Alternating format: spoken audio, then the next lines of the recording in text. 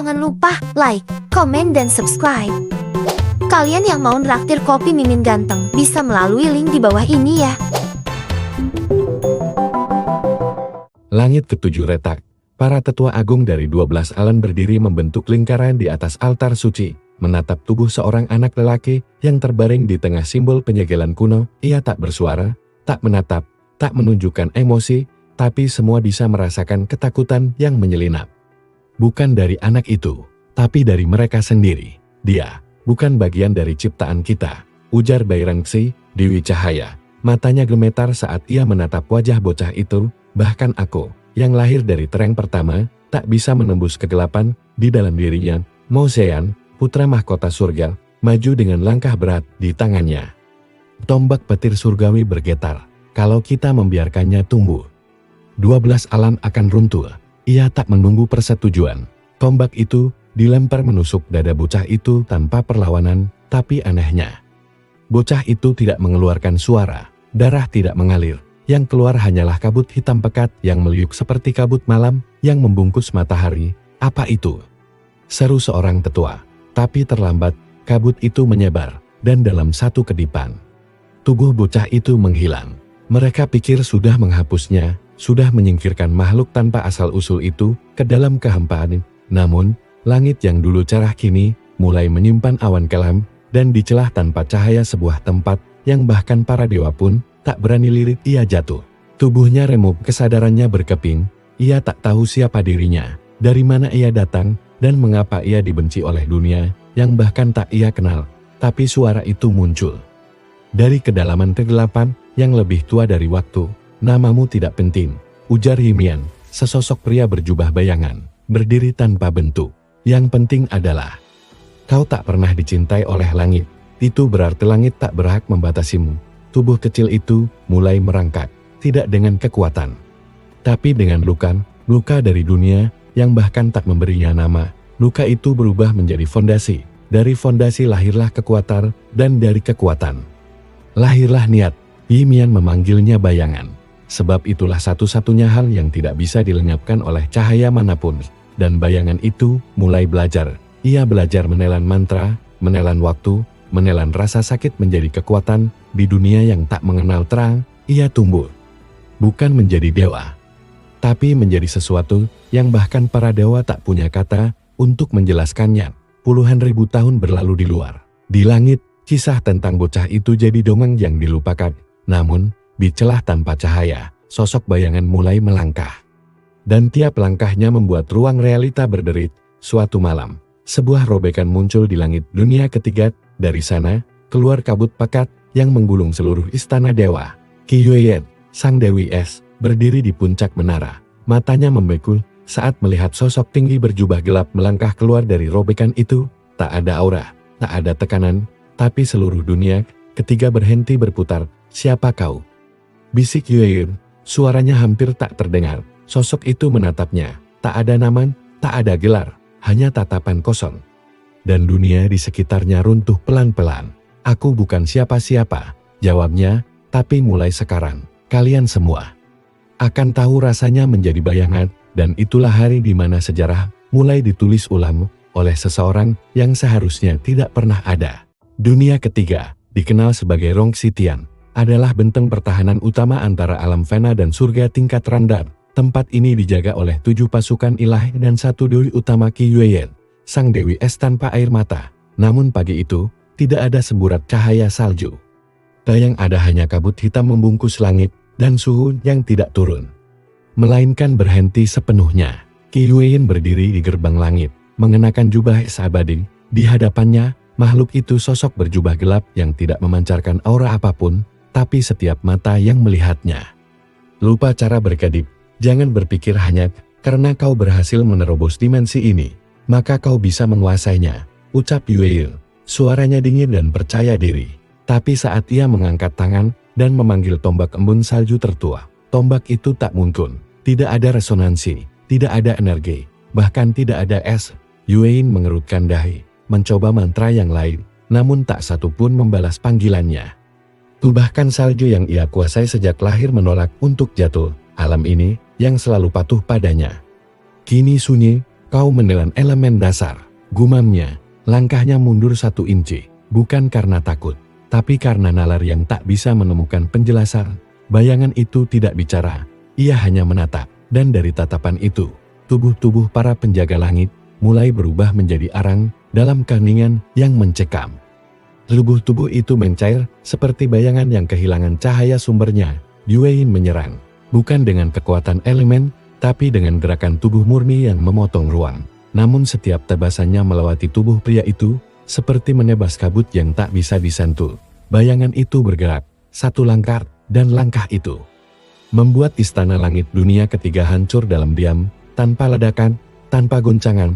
Bangunan ribuan tahun hanya menghilang seperti tak pernah dibangun. Kau bukan makhluk biasa.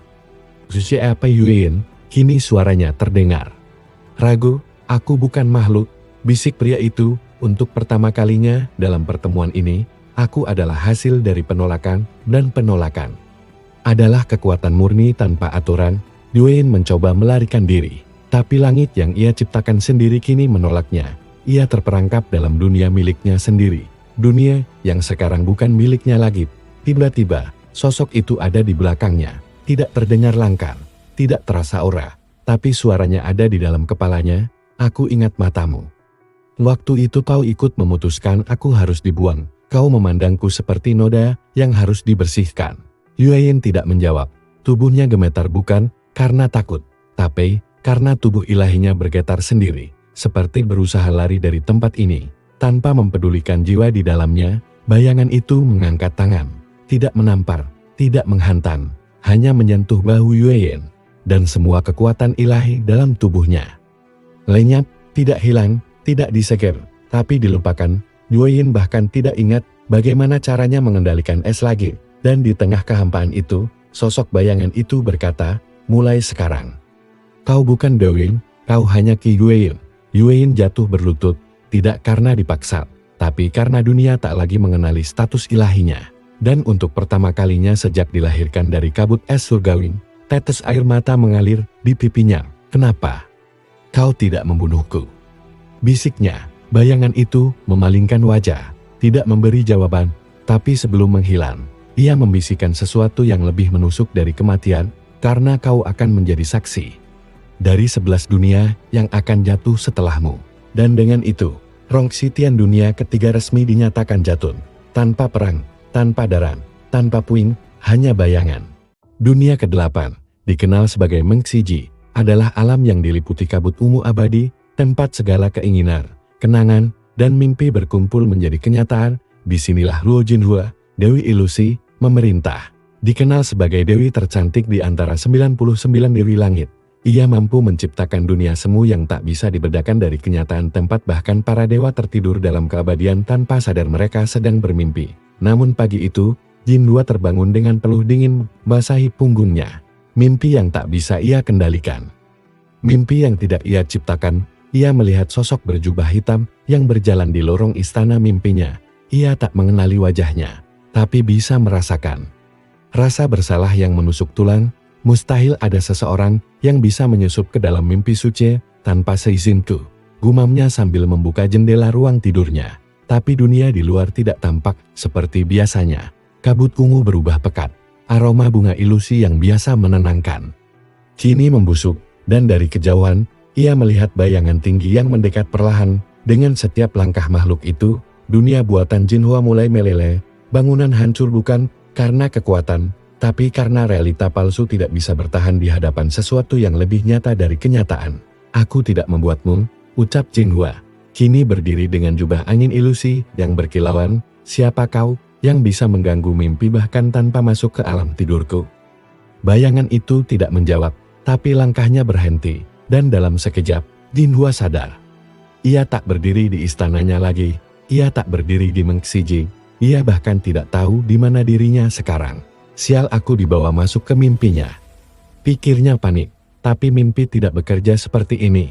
Tidak mungkin ia penguasa mimpi terjebak dalam mimpi orang lain, kecuali orang itu tidak sedang bermimpi, melainkan menjadikan kenyataan sebagai mimpinya sendiri. Bayangan itu mendekat, matanya kosong, namun menyimpan sesuatu yang jauh lebih dalam dari kebencian pengampunan yang tidak memerlukan alasan. Dan itu menakutkan bagi Jinhua, karena kebencian bisa dinegosiasi. Tapi ketenangan seperti itu berarti ia tak lagi melihatmu sebagai ancaman. Kau ingat aku? Tanya bayangan itu. Jinhua membeku. Ia ingat. Ia adalah satu dari banyak dewi yang ikut memutuskan hukuman bagi anak kecil aneh yang tidak memiliki catatan kelahiran langit, tanam, atau waktu. Ia tertawa saat itu. Ia bahkan menyebutnya cacat dimensi. Jinhua mencoba menciptakan ilusi untuk menghilangkan rasa takutnya. Ia menciptakan taman, gunung, kota, dan istana yang tak pernah ada. Tapi semua lenyap seketika setelah dibentuk. Duniaku tidak menerima tipu daya, ucap bayangan itu, karena aku adalah semua hal yang tidak nyata. Dipaksa menjadi nyata, Luo Jinhua tersedak. Jantung ilahinya berdebar liar, tapi tubuhnya tak bisa bergerak. Ia mencoba bicara, membujuk, menipu, menggoda semua cara yang selalu berhasil.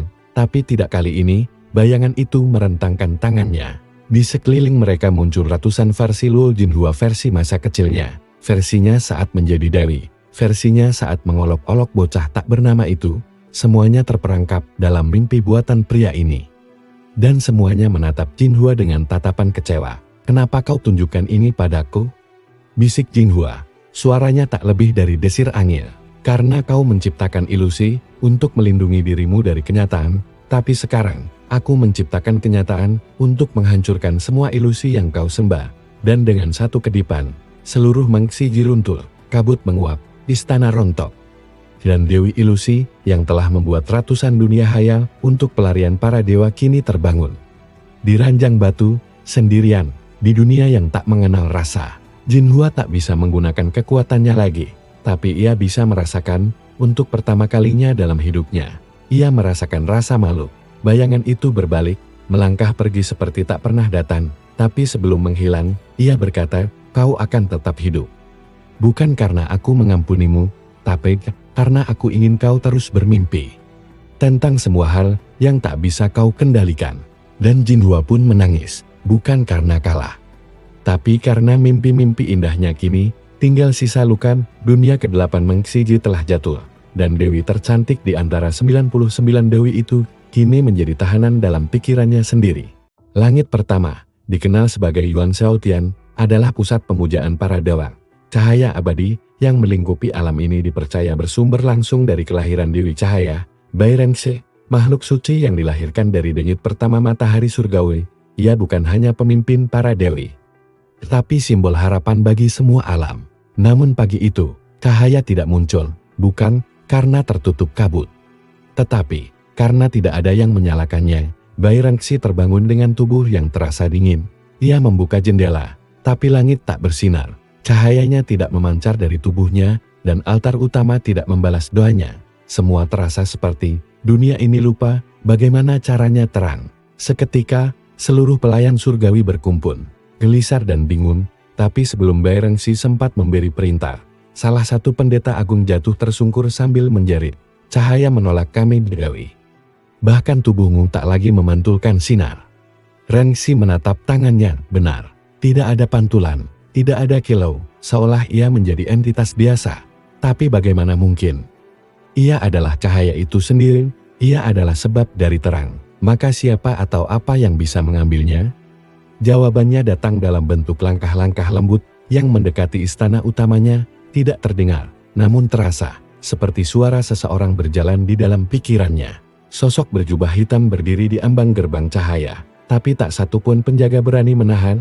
Mereka membeku, bukan karena takut, tapi karena kehilangan kehendak untuk bergerak. Bayangan, bisik Bairengse. Bayangan itu hanya berdiri, tidak menyerap cahaya, tidak membunuh, tidak menyerang, tapi dari tubuhnya memancar sesuatu yang lebih dalam dari kegelapan ketiadaan makna. Dan itu mengganggu keseimbangan eksistensi Bairengse yang sepenuhnya dibangun di atas pemujaan terhadap terang. Kenapa datang ke sini? Tanyanya, suaranya bergetar bukan karena gentar, tapi karena realitas dirinya mulai retak. Ia bisa merasakan keyakinan para penyembahnya memudar, seolah dalam jarak yang makin dekat. Eksistensinya sendiri menjadi pilihan, bukan takdir. Aku tidak datang, ucap bayangan, tempat ini yang menjemputku. Kau tahu mengapa cahaya tak bangkit hari ini? Bairengse diam, karena cahaya hanya ada saat ada sesuatu yang memantulkan. Dan tak ada yang bisa memantulkan bayangan. Ia melangkah masuk ke dalam istana utama. Pilar-pilar cahaya runtuh seperti tiang kertas yang dilukis. Makhluk suci di dalamnya berubah menjadi abu. Setiap nama yang terukir di dinding suci, nama-nama pengikut Bairangsi memudar satu persatu. Mereka lupa, mereka tak lagi percaya, bahkan mereka tak ingat pernah memujanya. Dewi Cahaya berdiri sendiri di tengah kehampaan, tapi kali ini bukan karena terang menelannya, melainkan karena terang menolaknya. Apa kau ingin mengambil kekuatanku? Tanya Rangsi lirih. Tidak, jawab bayangan datar. Aku ingin menghapus alasan kau diberi kekuatan. Tiba-tiba, Bairangsi melihat refleksinya sendiri di lantai marmer istana, tapi refleksi itu tidak bersinar. Ia tampak tua, lelah, dan rapuh. Dan ia sadar sinar yang selalu ia banggakan hanyalah pantulan kepercayaan orang lain. Tanpa iman mereka, ia hanyalah perempuan yang takut pada gelap. Bayangan itu mendekat dan menyentuh bahunya. Sentuhan itu tidak menyakitkan, justru hangat. Tapi dalam kehangatan itu, Bairangsi merasakan sesuatu yang lebih menyesakkan daripada penderitaan, belas kasihan. Aku mengampunimu, ucap bayangan. Dunia menjadi hening. Bairangsi jatuh terduduk. Semua kenangan tentang bagaimana ia naik menjadi Dewi Cahaya kini kabur, seperti cahaya yang disiram hujan. Ia bukan lagi Dewi, ia bukan lagi simbol. Ia hanya seorang wanita yang dilupakan oleh cahaya. Dan dikenang oleh kegelapan, bayangan itu berjalan pergi, perlahan menghilang ke balik lorong-lorong kosong.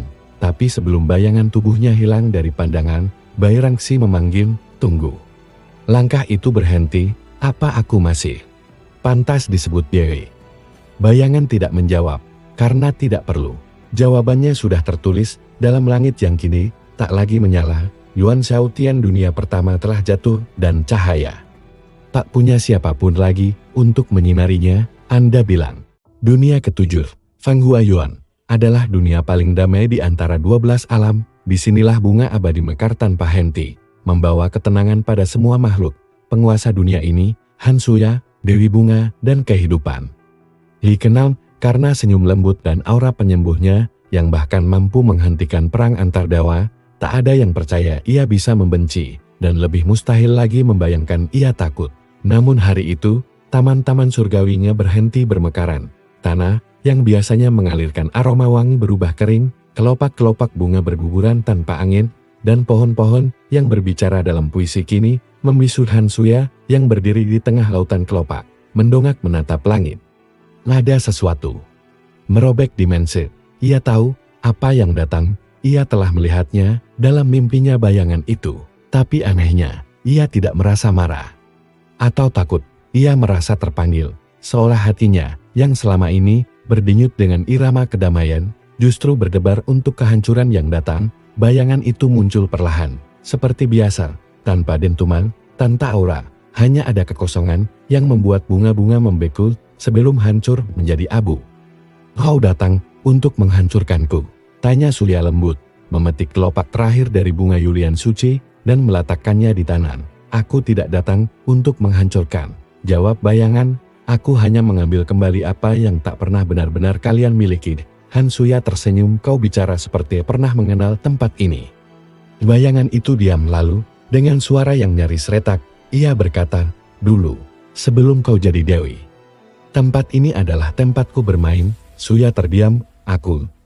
Ia mencoba mengingat, namun kepalanya terasa berat. Lalu bayangan samar muncul di dalam benaknya, seorang anak laki-laki kecil. Duduk di bawah pohon magnolia ungu, bermain dengan kelopak, tertawa. Dan ia Suya muda menemaninya. Tidak mungkin, bisik Suya waktu itu, aku belum dikutuk oleh langit, kata bayangan. Dan kau belum diberi gelar Dewi. Kita hanya dua anak kecil yang saling menjaga. Kenangan itu datang seperti badai. Suya jatuh berlutut, tubuhnya gemetar. Kau yang aku lupakan, karena aku diberi kuasa oleh langit pertama. Bayangan menatapnya, tidak marah, tidak kecewa, hanya tatapan seseorang yang telah menerima bahwa dirinya memang tak layak diingat. Kau adalah satu-satunya yang pernah merawatku sebelum dunia memutuskan aku tak seharusnya lahir, ucapnya. Tapi saat para dewi diminta memilih, kau juga mengangguk. Air mata mengalir dari mata Suya. Aku tidak tahu itu kau. Dan sekarang, aku bukan lagi siapa yang dulu, Han Suya berdiri, tapi bukan untuk bertarung. Ia memetik satu bunga yang tersisa bunga pengakuan, yang hanya tumbuh saat seseorang menyesal dengan tulus. Ia menyerahkannya ke bayangan. Kalau kau mau menghancurkan dunia ini, hancurkanlah. Tapi biarkan satu bunga ini mekar. Sebagai pengingat bahwa aku tidak ingin melupakanmu lagi, bayangan menerima bunga itu. Tangannya yang biasa menghancurkan, kali ini tidak membuatnya layu. Kelopak itu tetap mekar. Bahkan mulai menyebarkan aroma. Dunia ketujuh tidak akan jatuh, ucap bayangan, bukan karena kau kuat, tapi karena kau sudah kalah. Bahkan sebelum aku tiba, Suya tertawa pelan, benar, aku kalah oleh kenangan yang tak semestinya kulupakan. Bayangan berbalik, hendak pergi, tapi langkahnya terhenti saat Suya berkata pelan, kalau kau masih bisa merasakan, meski sedikit saja, apakah aku bisa jadi bunga terakhir di dunia yang akan kau kubur nanti? Ia tak menjawab, tapi bunga itu tetap di tangannya saat ia menghilang ke balik dimensi. Feng Huaiyuan tetap berdiri, tapi dunia tahu, bukan karena kekuatan Han Suya, melainkan karena hati bayangan untuk sesaat memilih untuk tidak menghapus satu nama. Han Suya berdiri sendiri, menatap langit dengan senyum dan air mata bercampur. Ia tahu, mulai hari itu, dirinya bukan lagi dewi kehidupan. Ia adalah kenangan yang bertahan paling lama di hati yang paling kelam. Dunia ke-13 tidak pernah disebutkan dalam kitab-kitab surgawi. Ia dihapus dari sejarah, dimusnahkan dari peta eksistensi oleh para penguasa cahaya. Namun bagi segelintir makhluk tua, nama dunia itu masih berbisik di celah-celah kegelapan Hiksuanlu, dunia para pengkhianat. Keempat dibuangnya dewa dan dewi yang melanggar tatanan langit. Dan di sanalah tinggal Jin Laisu, dewi ke-8 pengkhianat. Ia dulunya adalah pelindung langit ketiga, tapi dihukum karena mencintai sesuatu yang tak seharusnya dicintai. Sejak itu, namanya terhapus, kekuatannya disegel, dan keberadaannya dikutuk. Tapi hari ini, bayangan datang kepadanya. Ia sedang duduk di puncak reruntuhan istana yang pernah jadi tempat pemujaannya, menyulam bunga-bunga dari asap hitam dan benang waktu. Saat kabut mulai berputar tidak wajar, ia tahu dia telah kembali. Akhirnya, kau datang juga, ucap Laisu tanpa menoleh. Bayangan berdiri di belakangnya, diam seperti biasa, tapi aura sekitarnya kali ini bergetar, bukan karena marah, tapi karena luka yang tak disembuhkan waktu. Aku pernah lihatmu diseret dari altar cahaya, lanjut Laisu, kecil, terluka, tubuhmu seperti mayat, tapi ada sesuatu dalam tatapanmu saat itu. Kau tidak menangis, kau menatap mereka. Seperti penulis menatap kertas kosong, bayangan tetap diam. Aku tak bisa menolongmu waktu itu, kata Laisu pelan. Karena jika aku menolongmu, aku akan ikut dibuang. Ia menoleh perlahan, tatapannya bersinar lemah. Dan itulah yang kulakukan, aku memilihmu. Dan kehilangan segalanya. Bayangan akhirnya angkat bicara, aku tahu, dan aku tidak pernah melupakanmu. Seketika, Laisu menangis, tangis yang ia tahan selama ribuan tahun. Air matanya bukan air, melainkan partikel hitam yang jatuh, lalu menghilang ke tanah tanpa suara. Ia bukan menangis karena sedih, tapi karena penantiannya tidak sia-sia. Aku bukan siapa-siapa sekarang, katanya, tapi aku masih ingat semua mantra yang dulu kucuri dari langit, dan aku tahu mereka sedang bersiap menjatuhkanmu bersama. Bayangan menatapnya. Siapa mereka? Mo Zean, putra mahkota langit, mengumpulkan para dewi yang belum takluk. Mereka tak ingin melihat alam ke-11, ke-10, hingga terakhir jatuh seperti sebelumnya. Mereka akan menggabungkan kekuatan untuk membentuk formasi cahaya murni, satu-satunya yang bisa melukai wujudmu. Bayangan mengangguk, tidak marah, tidak khawatir, tapi dalam diamnya, ia mengambil satu langkah, dan bumi yang dipijak Laisu berubah menjadi hitam mengilap. Apa kau akan menghancurkan mereka sekarang? Tanya Laisu. Tidak, jawabnya. Aku akan memberi mereka kesempatan. Karena ketika semua telah mencoba melawan dan gagal, maka dunia tidak akan lagi menyebutku ancaman. Laisu bangkit. Kalau begitu, izinkan aku berdiri di depanmu sebagai tamen. Bayangan menatapnya lama. Kau tahu apa artinya berdiri di sisiku? Ya, aku akan dibenci oleh langit. Lagi, aku akan kehilangan wujudku. Lagi. Tapi jika itu berarti aku tidak lagi harus menyaksikanmu dilukai sendirian, maka aku akan berdiri di sisimu. Bayangan melangkah mendekat. Ia menyentuh dahi Lesu. Segel ribuan tahun yang menindih jiwanya hancur dalam sekejap wujud ilahinya kembali, tapi kali ini tak bersinar. Ia memancar gelap yang lembut, seperti malam yang melindungi mimpi. Jin Lesu, ucap bayangan, kau bukan pengkhianat, kau adalah dewi pertama yang memilihku, bahkan sebelum aku menjadi sesuatu. Lesu tersenyum. Tubuhnya bersinar ungu gelap, anggun, mematikan, dan penuh ketenangan. Aku tidak memilih kegelapan, karena membenci terang. Aku memilihnya karena aku tahu siapa yang ada di dalamnya. Dan di atas Rixuanlu yang bangkit dari ketiadaan, dua sosok berdiri, bayangan dan pelindung pertamanya. Mereka tidak disembah, tidak dimuliakan, tapi seluruh langit mulai gemetar karena tahu kegelapan ini kini memiliki penjaga, dan perang yang sesungguhnya baru akan dimulai. Istana Langit Tengah, sebuah tempat yang berdiri tepat di perbatasan 12 alam, biasanya digunakan untuk perayaan Dewa Agun, pelantikan, dan pengumuman surgawi. Tapi hari ini, tempat itu digunakan untuk satu tujuan yang sangat berbeda, ketakutan kolektif. 7 dewi tertinggi yang belum ditaklukkan duduk mengelilingi meja cahaya. Di sana ada Tang Meilin, Dewi Petir dan Langit keempat, Shen Ruran, Dewi Keadilan dari alam kedua, serta Sui Lingxia, Dewi Air Kehidupan. Mereka semua adalah makhluk suci yang dulunya bersaing dalam keanggunan dan kekuatan, tapi kini wajah mereka pucat dan suara mereka gemetar. Dunia ketiga, ke-8, ke-7, bahkan dunia pertama jatuh tanpa satupun tanda perlawanan nyata, ujar Meiling. Ini bukan kekuatan biasa ini. Semacam prinsip realita yang sedang ditulis ulang. Shen Ruran menganggur. Formasi cahaya murni harus diaktifkan. Ini adalah satu-satunya teknik gabungan yang memaksa semua elemen dasar bekerja serempak melawan kehampaan. Kita tak punya pilihan. Namun Sui Lingxia menatap kosong. Tapi siapa yang akan menjadi pusat dari formasi ini? Siapa yang cukup stabil untuk menampung semua unsur dan tak hancur dalam prosesnya? Sunyi, sampai seorang suara berat menjawab. Aku, semua mata tertuju ke arah sumber suara Mozean, putra mahkota langit. Mengenakan baju perangnya yang hanya digunakan dalam perang 1000 dimensi. Di punggungnya, pedang suci Jintian Tangtu bergemuruh. Ia adalah satu-satunya pewaris Kaisar Langit yang belum gugur. Dan satu-satunya yang menyimpan dendam pribadi terhadap bayangan. Aku yang pertama menusuk bocah itu, katanya dingin. Dan aku yang akan menjadi orang terakhir yang menebasnya. Sui Lingxia ragu. Formasi ini menuntut pengguna pusat mengorbankan wujud duanya. Kau bisa hilang. Bahkan jika berhasil, Seiyan tersenyum kecil. Kalau aku harus mati untuk mempertahankan dunia, maka biarlah aku mati. Sebagai cahaya terakhir, di sisi lain, di dalam celah dimensi yang nyaris tak terdeteksi, bayangan berdiri bersama Jin Lesu. Mereka tidak berbicara, tapi dari kejauhan, suara mantra kuno mulai bergema. Garis-garis cahaya muncul di langit, seperti retakan yang membelah kenyataan. Formasi cahaya murni telah diaktifkan. Dan saat itu, bayangan berbisik, mereka tak mencoba bertahan. Mereka mencoba menghapusku dari asal. Jin Lesu meletakkan tangan di bahunya. Kau bisa mundur sekarang. Dunia sudah melihat apa yang bisa kau lakukan. Tak ada yang bisa menyangkal keberadaanmu lagi. Tapi bayangan tidak bergeming. Aku tidak ingin diakui. Aku ingin mereka merasakan. Seperti aku dulu, aku ingin mereka tahu bagaimana rasanya tak punya tempat. Tak punya nama.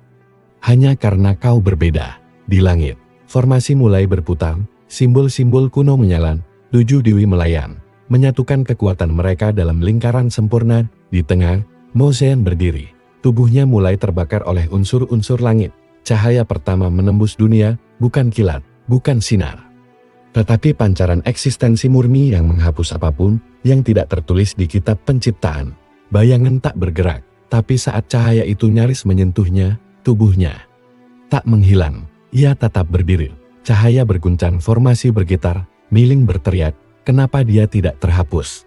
Mozean mulai berdarah dari mata, mustahil dia. Bukan bagian dari realita, tapi dia juga bukan kehampaan. Dia adalah sesuatu yang belum diberi nama. Saat itu, suara keras membelah langit kerak.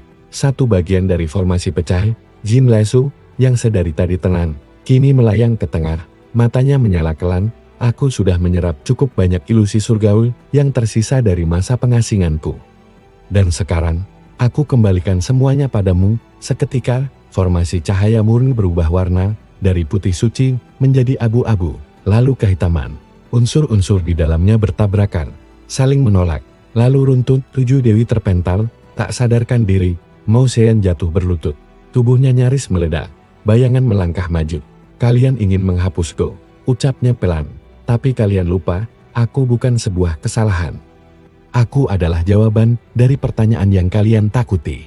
Ia berjalan melewati mereka yang tergeletak, tidak membunuh, tidak menyegel, tapi meninggalkan mereka hidup. Agar mereka tahu rasanya kalah pada sesuatu yang tidak bisa mereka pahamin. Formasi cahaya murni telah runtuh, dan para dewi yang dulunya menyebut diri cahaya tertinggi kini hanya sisa-sisa bayangan dari keangkuhan yang tak lagi bersinar. Dunia ke-9, Lisan Zhou, adalah satu-satunya alam yang masih menjaga netralitas, tidak berpihak pada cahaya, tidak pula tunduk pada bayangan. Alam ini dijaga oleh hukum mutlak, tidak boleh ada pertumpahan darah, tidak boleh ada campur tangan eksternal. Dan tidak boleh ada nama yang disebut jika nama itu membawa bencana. Namun hari itu, hukum itu pecah sendiri. Di atas puncak menara waktu, sekelompok tetua langit dan dewa penjaga berkumpul, saling berbisik tanpa suara. Tidak satu pun dari mereka menyebut nama bayangan secara langsung. Mereka hanya menyebutnya dia, atau yang tak boleh diingat, jika dia sampai ke sini. Maka netralitas kita tak akan berarti apa-apa, ujar tetua tertinggi, Yu Nankong, yang telah hidup selama 5 era langit. Dunia ini bukan medan perang, tapi bahkan medan damai bisa berubah menjadi kuburan. Jika satu nama saja terucap, namun saat kata itu digumamkan, langit mulai menghitam, bukan malam, tapi ketiadaan waktu. Awan tak bergerak, burung-burung terhenti di udara, dan jam abadi yang selama ini berdetak di tengah menara waktu membisu. Satu sosok berjalan perlahan menuruni langit, yang diam. Ia tidak menabrak penghalang dimensi. Dimensi membuka jalan baginya, seolah dunia tahu bahwa tidak ada hukum yang bisa melarang sesuatu yang tidak pernah ditulis di kitab manapun. Para penjaga menunduk, beberapa langsung jatuh berlutut. Bukan karena takut, tetapi karena tubuh mereka tidak bisa lagi menyangkal bahwa yang berdiri di hadapan mereka lebih nyata dari realitas itu sendiri. Bayangan tidak mengangkat tangan, ia tidak berbicara, ia hanya berdiri. Dan dunia mulai berubah bentuk. Tetua Yu Nankong mencoba berbicara, kami tidak menentangmu, kami tidak membencimu, kami hanya ingin tetap berdiri sebagai penjaga keseimbangan. Dan itu yang menjadikanmu lebih berdosa dari yang lain, jawab bayangan. Untuk pertama kalinya sejak memasuki alam ini, suara itu tidak menggema, justru terlalu nyata, hingga suara lainnya menghilang begitu saja. Kalian menyaksikan dunia menolak keberadaanku, dan kalian memilih diam. Kalian tahu aku dibuang, dihina, dilukai, tapi kalian hanya menjaga netralitas kalian, bahkan kehancuran pun lebih jujur daripada kalian. Yu Nankong terdiam, tubuhnya mulai bergetar, bukan oleh kekuatan, tetapi oleh rasa malu.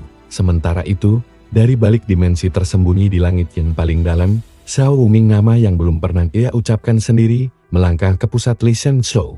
Ia berhenti di hadapan jam waktu yang beku, dan meletakkan tangan di permukaannya. Aku datang bukan untuk menghancurkan kalian, ucapnya pelan. Aku datang untuk membuktikan bahwa waktu tidak menggerakkan segalanya. Ada hal-hal yang berjalan, meski waktu menolak mengakuinya. Jam itu, yang telah berdetak sejak penciptaan langit, kini mulai berdetak mundur, tok-tok-tok. Setiap ketukan membuat sejarah terurai, membalikan alur, menghapus kejayaan yang dibangun oleh para dewa, bukan karena dendam, tapi karena dunia harus ingat bahwa mereka pernah menolak sesuatu yang kini tak bisa dihentikan. Jadi ini hukumanmu? Tanya Nankong, kini berlutut. Tidak, karena tak mampu berdiri, tapi karena dunia seolah tidak mengizinkannya. Ini bukan hukuman, jawab bayangan, ini pengingat. Dunia ke-9 mulai berubah warna, kabut biru berubah hitam transparan, dan dari langit, semua bintang yang dulunya memantulkan masa depan mulai berjatuhan, bukan terbakar, tapi memilih padam sendiri. Bayangan membalikan badar, ia tidak menumpahkan darah, tapi saat ia menghilang dari menara itu, semua nama dalam catatan langit yang pernah menulis sejarah Lisan Zhou menghilang. Tidak satu pun anak dewa, tetua, atau penghuni dunia itu bisa mengingat siapa pendiri mereka, tidak bisa mengingat kapan mereka lahir, tidak bisa mengingat alasan mereka ada. Dan dari kehampaan itu, satu kalimat terdengar, jika kalian memilih menjadi saksi bisu saat kejahatan terjadi. Maka kalian tak layak disebut penjaga. Li Xianxiu tidak hancur, tapi ia kini hanyalah dunia kosong tanpa sejarah, sebuah tempat yang eksis namun tak diingat, dan di langit yang tersisa, satu nama mulai beredar bukan sebagai kutukan, tetapi sebagai peringatan. Shao Wuming, bayangan yang tidak bisa dihapus, tidak bisa dikalahkan, dan tidak butuh untuk dimenangkan. Di tengah 12 alam, tersembunyi di atas batas dimensi yang tak terpetakan, ada satu dunia yang tidak bisa dijangkau kecuali oleh satu makhluk. Dunia ke-6, Ming Yuan Tai, tempat bersemayamnya Dewi Takdir, Mi Qianlu sang penenun benang waktu dan nasib segala makhluk. Dia tidak turun tangan dalam peperangan, tidak berperan dalam penyegelan, tapi semua yang terjadi, semua yang akan terjadi, dan semua yang seharusnya tidak terjadi pernah melewati jemarinya sore itu. Qianlu duduk di hadapan Loom of Listing, alat tenun surgawi yang merajut nasib semesta. Ribuan benang menyala dan menyala, terjalin dari hidup, mati, cinta, dendam, dan kelahiran. Tapi sore ini, satu benang yang dulunya hitam kelam bersinar. Ia terdiam. Benang itu telah ia potong ribuan tahun lalu, saat sebuah suara surgawi mengumandangkan perintah untuk menghapus satu eksistensi tak terdaftar. Ia sendiri yang menarik benang itu dengan jari-jari putihnya dan memotongnya. Namun kini benang itu bukan hanya tersambung kembali, melainkan tumbuh melilit benang-benang takdir lainnya, mencemari jalur para dewa, merusak arah kehidupan. Benang itu bukan lagi hanya bagian dari takdir, ia menulis ulang takdir lain. Qianlu berdiri, aura putih kebiruan yang mengalir dari jubahnya gemetar halus. Jika benang ini masih hidup, bisiknya, maka aku akan dikunjungi. Dan seperti menjawab, angin membalik arah. Lantai marmer surgawi pecah sepotong, dan di tengah ruang takdir itu, muncul langkah-langkah tanpa suara, tidak dari pintu, tidak dari langit, tapi dari antara waktu yang tak diizinkan. Shao Wuming berdiri, tidak berbicara. Ia menatap alat tenun itu, lalu menatap Qianlu. "Kenapa kau datang ke sini?" tanya sang Dewi Takdir. Suaranya gemetar, tapi bukan karena takut, melainkan karena nurani yang selama ini ia bungkam. Mulai berteriak, "Aku datang bukan untuk menghukummu," jawab Wuming. "Aku hanya ingin kau melihat hasil dari satu keputusan kecilmu yang kau kira tidak penting." Qianlu melangkah ke depan. "Keputusan itu kuambil karena langit memintanya, karena kau tidak punya asal-usul, karena benangmu tak muncul di antara kehidupan dan kematian." Wuming menatapnya. "Mungkin itu karena aku tidak pernah dilahirkan oleh sistem yang kalian sembar. Aku tidak punya benang, karena aku bukan sesuatu yang bisa kalian ukur." Qianlu mengangkat tangan, menunjuk alat tenun itu. "Tapi sekarang benangmu ada, dan mengganggu semua jalur makhluk hidup." Wuming menoleh ke alat itu. Ia melangkah ke depan, dan hanya dengan menyentuh satu sisi kayunya, seluruh alat itu membusuk dalam diam. Benang-benang berwarna emas, merah, ungu, biru semuanya terlepas, melayang tanpa arah. Takdir bebas. "Kau," Qianlu membisu, "dunia yang ia kuasai kini tidak lagi bisa dibaca." Shao Wuming menatapnya lebih dalam dari sebelumnya. "Kau adalah dewi pertama yang menuliskan ulang nasib makhluk. Lalu pura-pura lupa kau mengaku netral. Tapi kau adalah pelukis takdir yang memilih tinta berdasarkan siapa yang menjawabmu dengan kekuasaan langit." Qianlu jatuh berlutut. "Aku tidak tahu bahwa benang itu adalah kau. Tapi kau tahu itu bukan benang milik dunia ini, dan kau potong tanpa berpikir," jawab Wuming. Lalu ia menengadah, dan dari langit ruang takdir, jatuh hujan benang-benang patan. Tak ada warna, hanya hitam dan putih, seolah semua nasib kini setara, tanpa akhir, tanpa awal. Qianlu memejamkan mata. "Kalau aku meminta ampun, apakah kau akan mengampuni?" Shao Wuming menunduk pelan. "Aku tak butuh ampunan, tapi kau harus menenun kembali benang nasib ini, bukan untukku, tapi untuk semua makhluk yang selama ini kalian arahkan seperti boneka."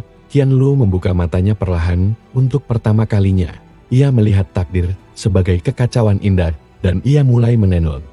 Terapi benang pertama yang ia pegang adalah milik Shao Wuming, dan ia tahu, sejak hari itu, segala takdir yang akan ia rajut akan mengikuti irama langkah bayangan yang tak terikat. Ming Yuan Tai tidak jatuh, tapi ia berubah, tidak lagi tempat penentu nasib, melainkan tempat nasib bertanya, "Apa kau yakin aku tak bisa berubah?" Dan satu benang hitam pekat tetap menyala di tengah segalanya. Menjadi pusat jaringan nasib yang tak bisa ditebak, sebab namanya, Xiao Wuming, telah menjadi benang yang tak bisa dipotong. Di antara 12 alam, tersembunyi dunia yang tak pernah berpenghuni Jingxu Realm. Alam ke-12, dikenal sebagai dunia refleksi, tempat semua realita diperiksa, disaring, dan dipantulkan ulang ke semesta. Tak ada makhluk hidup menetap di sana, yang tinggal hanyalah cermin langit tertua. Tianjing Yuan, artefak hidup yang sudah ada bahkan sebelum konsep waktu diciptakan. Cermin ini tidak sekadar memantulkan rupa, ia mencerminkan kebenaran hakiki. Semua dewa, dewi, iblis, dan bahkan makhluk netral pernah melihat dirinya melalui Tianjing Yuan dan tak satu pun dari mereka keluar tanpa berubah. Namun hari itu, cermin itu retak, bukan pecah, bukan dihancurkan, tapi retak dari dalam, seolah ia menolak memantulkan sesuatu yang telah masuk. Sesuatu yang bahkan kebenaran pun tak sanggup menjelaskan. Sosok berjubah hitam berdiri diam di hadapan cermin. Xiao Wuming tidak mengatakan sepatah kata pun, tapi refleksi di hadapannya tidak muncul. Cermin itu kosong, datar, seperti enggan mengakui bahwa ia melihat sesuatu. Tiba-tiba, dunia refleksi berguncang, cahaya menekuk, dimensi mencicit, dan dari dalam cermin muncul bayangan lain mirip Wuming, tapi tanpa rasa. Sosok ini adalah manifestasi dari bagaimana semesta seharusnya memahaminya, bukan siapa dia sebenarnya. Kau datang ke tempat yang tidak pernah mengizinkan dusta, ucap suara dari dalam cermin. Apa yang kau cari di sini? Aku tidak mencari pengakuan, jawab Xiao Wuming pelan. Aku hanya ingin tahu, apakah bahkan kebenaran pun akan memalsukan siapa diriku? Suara itu tertawa lirih, penuh getir. Kau bukan kebenaran, kau bukan kebohongan, kau adalah sesuatu yang seharusnya tidak pernah ada. Maka, bagaimana mungkin aku bisa memantulkanmu? Xiao Wuming mendekat, hanya beberapa jengkal dari permukaan cermin, tapi bayangan dari dalam mundur, seolah takut atau berharap tidak menjadi kenyataan. Kau adalah alat mereka, lanjut Wuming. Kau memantulkan bentuk terbaik para dewa, kau bantu mereka menyangkal sisi gelap, tapi ketika sisi gelap itu berbentuk manusia, kau memilih tak melihat. Tianjing Yuan terdiam. Kenapa tidak kau tunjukkan wajahku? Desak Wuming, suara meninggi, bahkan dunia sudah mulai menerimaku. Kenapa kau satu-satunya yang tetap menolakku? Retakan di cermin menyebar, dan dari celah-celahnya, keluarlah bisikan-bisikan kuno. Karena jika aku memantulkanmu, maka seluruh sistem penciptaan akan menyadari, dunia ini pernah salah. Wuming menahan napas, kata-kata itu mengukir luka yang lama tertanam, bahwa dirinya bukan sekadar korban, tapi bukti hidup bahwa seluruh bangunan surgawi didirikan di atas kebohongan. Cermin itu mulai meleleh dari tengah, dan untuk pertama kalinya dalam sejarah, Tianjing Yuan memantulkan sesuatu yang bukan rupa, melainkan rasa sakit. Dalam pantulan itu, terlihat bocah kecil, tubuhnya penuh luka, matanya kosong tapi memohon, lalu berubah menjadi remaja yang duduk sendiri di kegelapan. Lalu dewasa yang dikelilingi cahaya palsu yang membakar kulitnya. Qian Luo, dari jauh di alam ke-6, merasakan retakan ini. Han Suya, di tengah taman rusaknya, terbangun dengan jantung berdebar. Bahkan Mo Zheyan yang sekarat, merasakan sesuatu yang lebih menakutkan dari kematian. Pengakuan yang datang terlambat. Xiao Wuming memejamkan mata. Jika kau tidak bisa memantulkanku, ucapnya, maka aku akan membuat dunia mengingat wajahku bukan lewat pantulan, tapi lewat luka yang mereka torehkan padaku. Dan saat ia membuka matanya, Tianjing Yuan meledak, tapi bukan dalam kehancuran, melainkan dalam pembebasan. Cahaya dari dalam cermin melesat ke langit, membawa jejak kebenaran yang selama ini ditutup. Kini, siapapun yang berdiri di bekas cermin itu akan melihat bukan dirinya, tapi seseorang yang mereka tolak, seseorang yang seharusnya mereka bantu, seseorang yang pernah mereka abaikan. Jingxu Realm tak lagi menjadi dunia refleksi, ia menjadi dunia pengakuan, dan mulai saat itu, legenda menyebar. Bayangan yang tidak dipantulkan adalah yang paling nyata. Nama Xiao Wuming tidak lagi disebut dengan bisik-bisik, tapi dengan rasa bersalah dan ketakutan. Ruang Kuandai dunia ke-10 dari 12 alam, bukanlah neraka, tapi juga bukan surga. Ia adalah tempat perhentian semua jiwa baik dewa, manusia, iblis, maupun makhluk lain. Sebelum keputusan akhir ditetapkan, dunia ini dijaga oleh entitas agung bernama Dewi Kematian dan penyeberang jiwa, Yan Xiuying. Ia tak mengenal amarah, tak mengenal simpati, ia adalah ketenangan yang membekukan. Semua jiwa yang melewati sungai Huangdan harus menatap matanya dan menerima takdir akhir mereka. Ia tidak pernah menangis, karena air mata, bagi kematian, adalah bentuk pengkhianatan terhadap akhir yang adil. Tapi hari itu, sungai Huangdan bergejolak. Ratusan roh yang seharusnya mengantri dalam diam, tiba-tiba menggigit. Wajah-wajah mereka menatap ke langit kematian yang perlahan terbelah, bukan oleh kilat, bukan oleh api, tapi oleh bayangan yang bahkan kematian pun tidak mengenalinya. Yan Xiuying berjalan ke tepi sungai, jubah putih kelabunya melayang di udara, tatapannya tajam, seperti paku yang menusukkan niat. Kau tidak mati, ucapnya.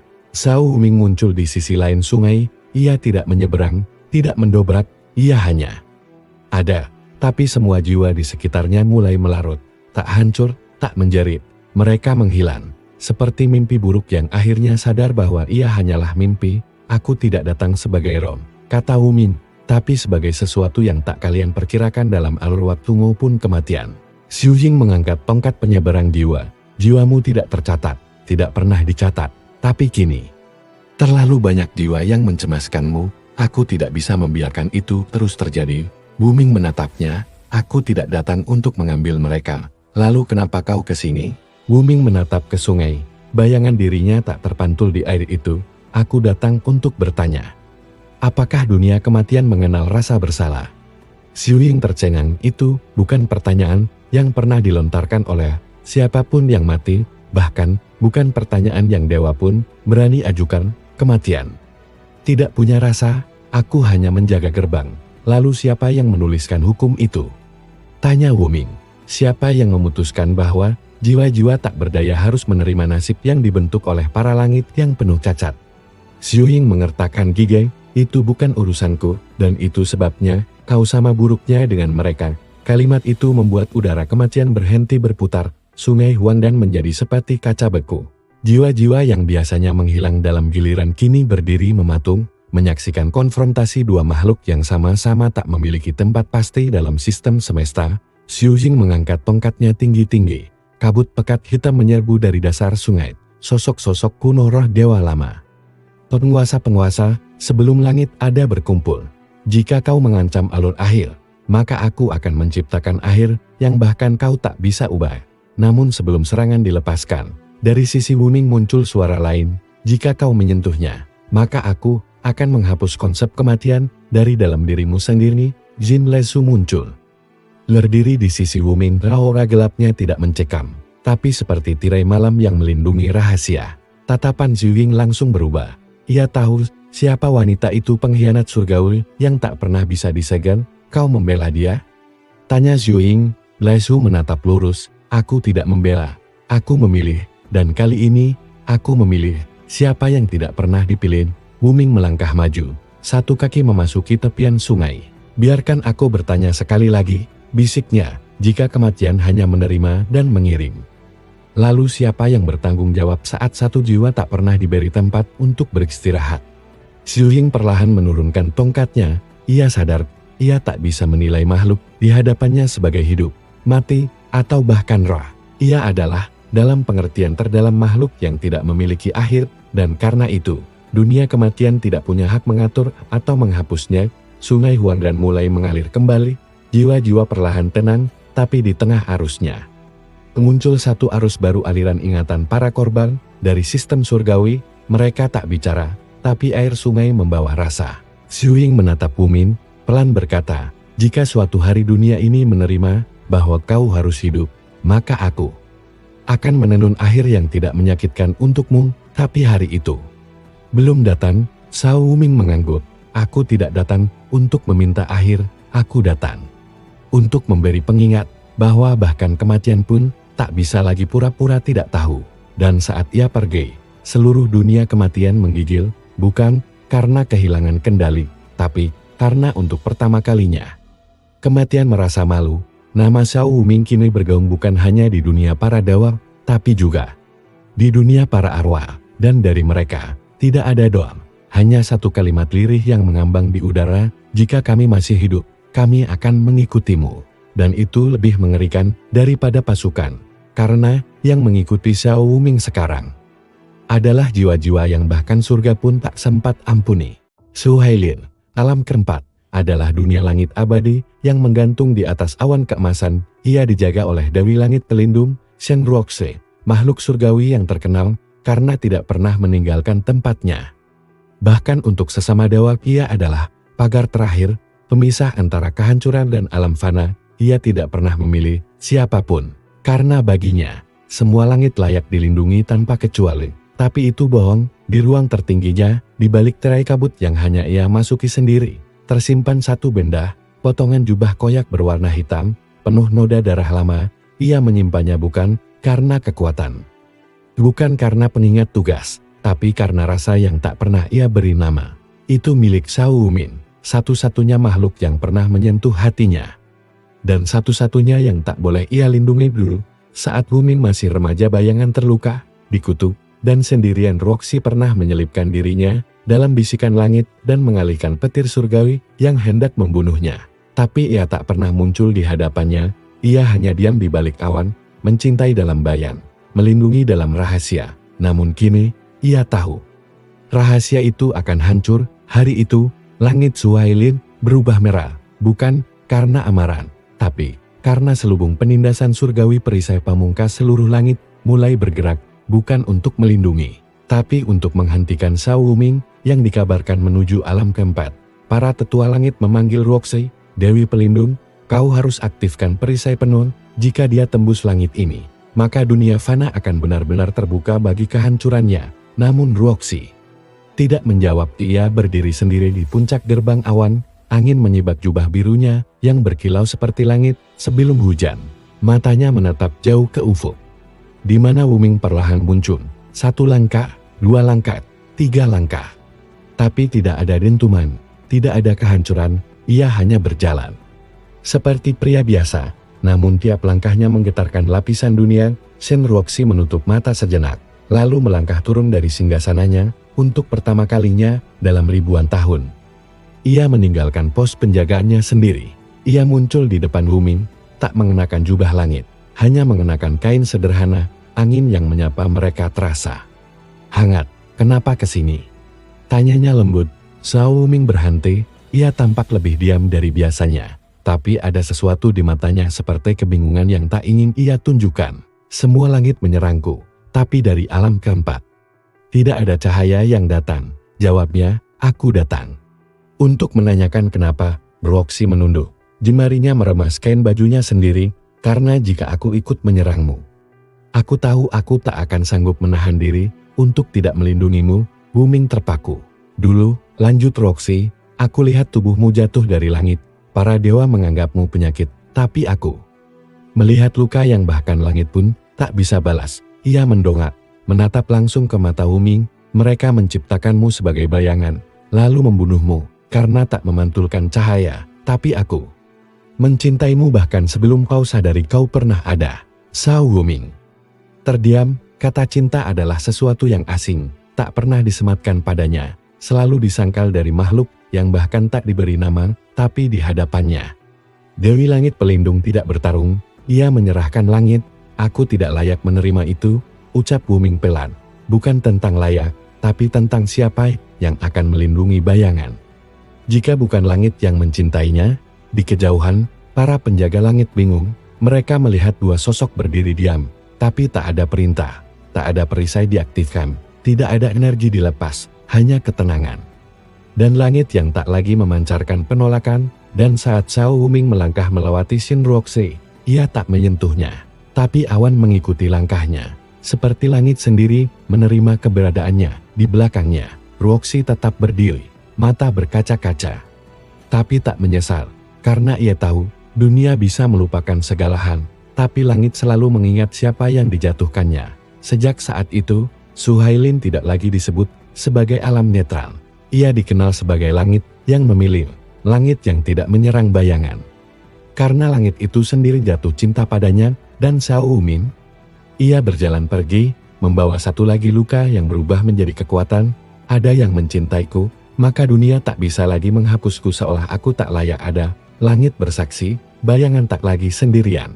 Di balik 12 alam yang dikenal oleh para dewa dan makhluk fana, ada satu celah kegelapan yang bahkan tak disebut dalam kitab-kitab suci atau naskah kuno, Singmo Yuan, atau yang dijuluki neraka yang tak diakui. Tempat itu bukan hukuman, tapi pelarian para iblis yang terlalu jahat. Bahkan bagi neraka biasa, para dewa yang dikutuk tak bisa mati, semua disingkirkan ke sana. Namun tidak ada yang berani menyebut satu nama yang dulu pernah disebut di neraka itu. Karena ia pernah berjalan melintasi lembah penderitaan tanpa terluka. Dan hari ini, Shao Wuming kembali ke Singmo Yuan. Ketika langkahnya menjejak tanah yang telah ditinggalkan harapan, api neraka membelok ke samping, kabut hitam membuka jalan. Para makhluk terkutuk yang hidup dari darah dan kutukan bersembunyi dalam bisu, karena mereka semua masih mengingat rasa dingin ketika lelaki itu berjalan melewati mereka tanpa rasa takut. Di tengah lembah, berdiri sebuah singgasana tulang, kosong selama 10.000 tahun. Dulu, singgasana itu dibuat untuk mengurung Raja Neraka pertama Mo Tianzhou, yang kini terpenjara di kedalaman kekosongan karena mengusik realita. Tapi kini, saat Shao Wuming menatap tahta itu, ia tidak melihat kursi kekuasaan, ia melihat tempat yang tidak akan mengusirnya. Tiba-tiba, dari balik kabut darah, muncul sosok berjubah sobek dengan tanduk patah dan mata kelam. Yun Shanqi, pemimpin faksi terkuat di neraka tak diakui. Ia dikenal memakan roh dewa langit dan membantai seluruh klan surgawi saat diasingkar. Jadi kau kembali. Gumam Shanqi, suaranya berat, tapi tidak sombong, justru penuh penghormatan. Aku tak pernah menjadi bagian dari tempat ini, jawab Wuming. Tapi tempat ini selalu menunggumu, balasnya. Para penghuni Singmo Yuan mulai bermunculan dari balik jurang, batu hitam, dan kabut merah. Mereka tidak menyerang, mereka tidak memuja, mereka hanya berlutut. Kenapa? Tanya Wuming. Kalian membenci langit, tapi aku tidak pernah memerintah kalian. Shanqi tersenyum getir, karena kau adalah satu-satunya yang dibuang oleh langit dan menolak menjadi iblis. Shao Wuming menunduk, tidak bangga, tidak marah, tapi diam-diam terluka, sebab bahkan neraka pun mengerti penderitaannya. Shanqi melangkah maju, mengangkat satu kotak kecil dari batu obsidian yang terkunci rapat oleh darah para dewa ini. Adalah stempel Raja Gelap, hanya bisa terbuka oleh makhluk yang tidak memiliki akar surgawi maupun neraka, dan hanya satu makhluk yang cocok. Tanpa diminta, segel itu terbuka saat Wuming menyentuhnya. Seketika, tanah retak, gunung meledak, tapi bukan kehancuran yang muncul, melainkan keseimbangan dalam kegelapan. Para iblis dan roh terkutuk menyaksikan langit neraka tak diakui berubah, awan merah tua bergeser, dan muncul bulan hitam yang hanya bersinar untuk satu sosok. Shao Wuming menatap singgasana kosong. Ia tidak naik, tapi ia berkata pelan, jika surga tak menerima aku sebagai ciptaannya, dan dunia fana mengusirku dari kelahiran, maka biarlah tempat yang tak punya nama ini menjadi rumah bagi semua makhluk yang tak diterima. Shanqi berlutut lebih dalam. Maka mulai hari ini, kami tidak menyebutmu Raja Neraka. Ia menengadah. Kami menyebutmu bayangan yang melindungi makhluk terlupakan, dan seluruh neraka bergetar di alam langit. Para tetua surgawi yang menyaksikan dari cermin pengintai gemetar, bukan karena Wuming kini punya pasukan, tapi karena ia kini punya tempat yang menerima keberadaannya tanpa syarat, bukan sebagai dewa, bukan sebagai iblis, tapi sebagai Shao Wuming, makhluk tanpa nama, yang kini menjadi pusat kekuatan yang tidak bisa dikendalikan oleh langit atau neraka. Dan saat ia berbalik pergi dari singgasana, hanya meninggalkan jejak kaki yang bercahaya kelam, dunia bawah berseru, jika langit menolak, maka kami akan menjadi langit yang baru di bawah kakimu. Bayangan itu tidak lagi berjalan sendiri. Ia kini memiliki dunia gelap yang memilih menjadikannya cahaya. Di pusat 12 alam, berdiri menara Tianyuan, tempat tertinggi yang dijuluki sebagai paku dunia, mengikat realitas dan kekuasaan para dewa. Dari menara inilah, semua keputusan langit diturunkan ke makhluk hidup. Di sanalah duduk mahkota surgawi, benda suci yang hanya bisa dikenakan oleh makhluk tertinggi, Sang Kaisar Langit Agung.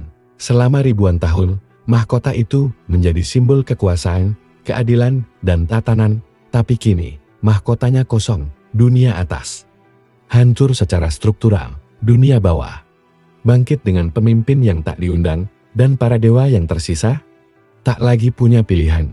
7 tetua langit berkumpul dalam ruang mahkota. Mereka semua adalah dewa tertua yang selamat dari konflik-konflik terdahulu. Blue Huixin, pemegang kunci dimensi waktu. Wei Qingsu, penyeimbang hukum elemen. Yan Yusao, penjaga kitab asal-usul. Mereka memutuskan satu hal, mahkota itu harus diberikan kepada Xiao Wuming. Jika kita menunggu lebih lama, dunia akan benar-benar keluar dari garis, ucap Huixin. Dia adalah satu-satunya yang bisa menyatukan kembali langit dan bumi, tak ada lagi yang bisa menolaknya. Bahkan kebenaran pun mulai berubah menurut kehendaknya, lalu kita tunduk pada bayangan yang dulu kita buang. Tanya Yusao lirih. Qingsu menjawab, bukan tunduk, meminta agar dia memaafkan dunia yang buta. Dan hari itu, undangan resmi turun. Sebuah surat kuno yang tertulis dengan darah langit dikirim ke tempat terakhir Xiao Wuming terlihat, Xingmo Yuan, neraka yang kini damai di bawah kehendaknya. Xiao Wuming menerima surat itu tanpa ekspresif, tapi matanya memantulkan api yang tenang. Aku diundang untuk duduk di singgasana yang dulu mereka lindungi dengan darahku. Jin Laizu berdiri di sampingnya. Apa kau akan datang? Wuming tersenyum samar. Aku akan datang, tapi bukan untuk menjadi dewan. Beberapa hari kemudian, seluruh 12 alam menjadi saksi saat sosok berjubah kelam naik ke menara Tianyuan. Semua langit diam, semua dewa menunduk. Bahkan hujan berhenti turun. Xiao Wuming tidak dikelilingi pasukan. Dia tidak membawa iblis atau arwah, ia datang sendiri. Mahkota itu diletakkan di hadapannya. Benda agung yang menyerap hukum surgawi, berdetak seperti jantung semesta. Xiao Wuming, ujar Huixin, suaranya pelan namun memecah sunyi. Kami, para pewaris langit, memohon. Jadilah kaisar langit, pimpin dunia, bukan dengan balas dendam, tapi dengan keadilan yang bahkan para dewa tak bisa ciptakan. Wuming menatap mahkota itu, ia diam lama, lalu tersenyum kecil, satu senyum yang membuat seluruh menara gemetar. Aku tidak pernah meminta tahta, katanya. Kalian buang aku tanpa bertanya siapa aku, kalian lempar aku ke kehampaan. Lalu kini kalian ingin mengangkatku sebagai pusat dunia kalian? Huixin menunduk, karena kami salah, dunia salah, tapi ini adalah upaya memperbaiki semuanya. Wuming melangkah maju, menyentuh mahkota itu, semua langit bersinar, simbol langit menyala di udara. Tapi sebelum satu pun bisa berseru, Xiao Wuming berkata, aku tidak akan menjadi dewa, karena menjadi dewa berarti harus mengikuti aturan langit. Aku tidak ingin memimpin dengan aturan yang sama yang pernah menolakku. Ia meletakkan mahkota itu di lantai. Aku tidak akan jadi kaisar langit, tapi aku akan berdiri di tempat tertinggi, bukan untuk memerintah, tapi untuk memastikan tidak ada lagi anak yang dibuang oleh dunia, karena tidak dikenali oleh cahaya. Para tetua terdiam, tak satu pun bisa membantah. Dan saat itu, dari langit, petir tak dikenal menyambar, tapi tidak menghancurkan. Mahkota itu membelah menjadi dua, setengah menghilang ke langit, setengah melayang mengikuti Wuming, seperti bayangan yang berubah bentuk jadi simbol baru, simbol dunia tanpa pusat, simbol dunia yang tidak lagi dipimpin oleh darah langit, tapi oleh makhluk yang mengerti rasa ditolak. Dan sejak hari itu, para dewa tidak lagi menyebut kaisar langit, mereka menyebut satu nama, Xiao Wuming, pengawas dunia yang tak berniat menjadi Tuhannya, karena terkadang yang paling layak memimpin adalah dia yang justru menolak untuk memimpin. Langit pecah tanpa suara, lautan membeku tanpa salju, gunung-gunung melayang tanpa angin. Itulah hari ketika Xiao Wuming berdiri di tengah-tengah keheningan 12 alam. Ia tidak mengangkat tangan, tidak mengeluarkan mantra, tidak memerintah. Tapi semua makhluk dari dewa yang paling tinggi sampai iblis yang pernah dilupakan bersujud, bukan karena kekuasaan, tapi karena rasa bersalah. Hari itu, semua makhluk sadar, bayangan yang selama ini mereka takuti adalah makhluk yang hanya ingin ada di hadapan Wuming. Berkumpul para tokoh tertinggi semesta, Yan Xuyin, Dewi Kematian, kini tanpa tongkat, Ni Qianlu, Dewi Takdir, menunduk, benangnya putus. Shen Roxi, langit pelindung, berdiri di belakang Wuming tanpa berkata. Jin Laizu, mantan Dewi Neraka, tersenyum pahit, tapi setia, dan terakhir, tetua langit yang tersisa. Tubuh mereka gemetar karena bukan takut, melainkan malu. Kenapa baru sekarang kalian memanggilku nama? Tanya Wuming pelan. Tak ada yang menjawab. Kenapa dulu kalian hanya melihatku sebagai ancaman, bukan sebagai anak kecil yang menangis di balik kehampaan? Suara itu lembut, tapi bergema seperti petir di dalam dada semua yang hadir. karena setiap pertanyaannya bukan retorika, tapi tuduhan tanpa kemarahan, dan itu lebih menyakitkan. Lu Huixin, tetua penjaga waktu, akhirnya membuka mulut. Terlalu takut mengaku bahwa sistem kami salah. Wu Ming menatapnya. Tapi saat aku menderita, kalian semua diam, bahkan diam lebih jahat daripada kutukan. Mata para makhluk tertinggi mulai basah kemudian. Sesuatu yang tak pernah terjadi di sepanjang sejarah dunia. Terjadi, semua langit, semua dunia, bahkan neraka tak diakui. Bergetar dalam kehendak bersama. Mereka tidak ingin lagi ada anak yang dibuang karena tidak sesuai, tidak ingin lagi ada ciptaan yang dipaksa menjadi musuh hanya karena berbeda. Dan suara itu berasal dari seluruh makhluk, bukan langit. Maafkan kami. Kami ingin berubah, tapi bukan untuk menenangkanmu. Kami ingin berubah. Karena kau akhirnya membuka mata Kamen. Shao Huming menutup matanya sejenak. Lalu, ia membalik badan, melangkah menjauh dari pusat dunia. Ia tidak menyerap kekuasaan, tidak mengambil kendali. Tapi di belakangnya muncul jalan baru, bukan jalan cahaya, bukan jalan kegelapan, tapi jalan netral tempat semua makhluk yang ditolak, dianiaya, dan dilupakan bisa melangkah. Ia menyebutnya, Dao Bayangan. Mulai hari ini, ucapnya, aku tidak akan menjadi pemimpin. Tapi aku akan menjadi penuntun. Aku tidak akan jadi Tuhan. Tapi aku akan jadi tempat pulang. Ni Qianluo meletakkan alat tenunnya di tanah. Kalau begitu, biarkan kami merajut dunia baru. Di atas Dongmu dan Xu Ying mengangguk, dan kami akan menjaga yang pergi. Agar tak ada yang dilupakan lagi, Shen Roxi, dari belakang, berbisik, dan jika kau jatuh, langit ini akan menjadi bantal, bukan penjara. Shao Huming tidak menanggapi, ia hanya terus berjalan, tapi dunia tahu, makhluk itu tidak lagi dibenci, tidak lagi diburu ia. Ditunggu, dan begitulah, bayangan yang dulu tak punya nama, yang tak memiliki asal, yang dibuang, yang dimusuhi, kini menjadi nama paling suci, bukan karena ia menang, tapi karena ia tidak membalas, dan dari semua julukan, semua gelar, semua pujian yang diberikan padanya. Ia hanya mau satu hal ditulis di akhir kisahnya, aku hanya ingin tahu bagaimana rasanya dicintai tanpa takut, dan di tengah kehampaan yang dulu pernah menjadi penjara. Shao Huming akhirnya tersenyum.